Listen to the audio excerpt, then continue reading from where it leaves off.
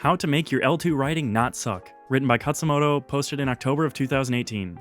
So, I've done professional translation work on and off for about 10 years now. It's all been technical or geeky in one way or another, whether software, video games, physical textbooks, I know, right? Medical instructions, legal or patent stuff, geeky TV show subtitles, or comic books.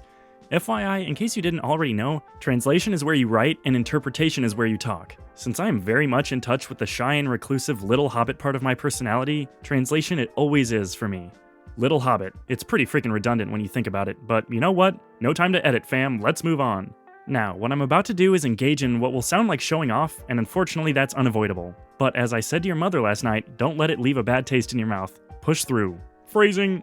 Because I genuinely feel that I have some meaningful insights that people who have not translated professionally, but directly or indirectly depend on translators, and such or simply want to become proficient at an L2, so you, need to hear. A lot of bad translation, by no means at all, but a lot, occurs because the source material is poorly written, illogical, vague. This has nothing to do with, say, the differences in grammar between Japanese and English. Japanese isn't truly vague, it just leans on context. So it's not a cultural issue that we're dealing with here. The issue is that a translator and their translation can only do so much to improve crappy text. Crappy source texts set a sort of soft ceiling on the quality of the translated result. Sets a sort of soft ceiling, say that 10 times fast, and heaven help you if you have a lisp. But you're like, Khatzumoto, I don't want people to pay me money to sit at home in my pajamas and write cool sentences in Japanese or English or Chinese. Fair enough, but what I'm about to say still matters to and for you. Whenever you think you need to get better at writing Japanese or any L2 and/or start to wish you were raised in the language, stop, slap yourself, and do this instead. Don't fix your birth or upbringing, fix your logic. Make your writing make sense at all, in any language, before you make it shine in an L2. Use lists and sequences and bullet points. Organize that sheet. Am I saying write in L1 first, then translate?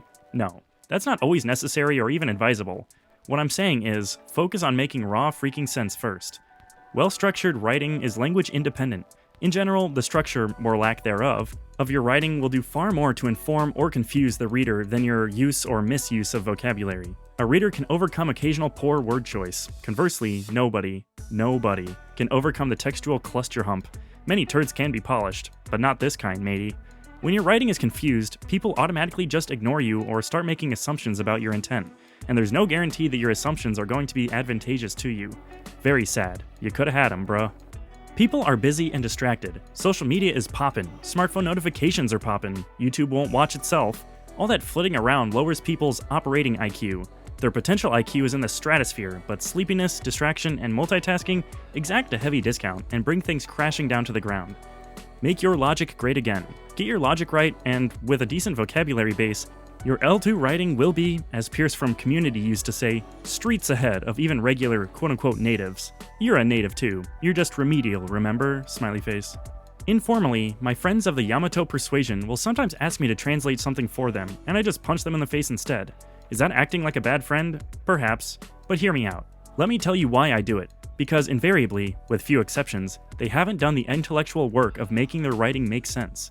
There is no time or action sequence. Topics are not grouped together. Cause and effect relationships are indiscernible. It's like raw eggs thrown on top of cookies after baking them. The ingredients may be there, but that's not how the dish works. Sidebar, you'd be surprised how much sense you can make by just listing things in the order they occurred. One time, I had a medical issue that required frequent specialist doctor visits. Once I finally found a specialist who wasn't merely a contemptible ignoramus hiding behind a paper-thin veneer of a medical degree. Tokyo has tons of all kinds of people, so no matter what, you're bound to find someone good. I started, unbidden, to give her written, dated, sequential explanations of everything related to that issue that I was noticing and experiencing. This made both our lives so much easier that I don't see her anymore because she identified and conclusively resolved the issue in record time. Bada bing, logic works. My Japanese friends think they need to improve their English, and they do, we all do, lol. But they first need to make sense. Translation is not a substitute for thinking. In fact, translation often magnifies the erroneousness of buggy thinking. Don't blame your L2, or secondary, foreign, or simulated native language, for errors in your L0, thinking and logic itself.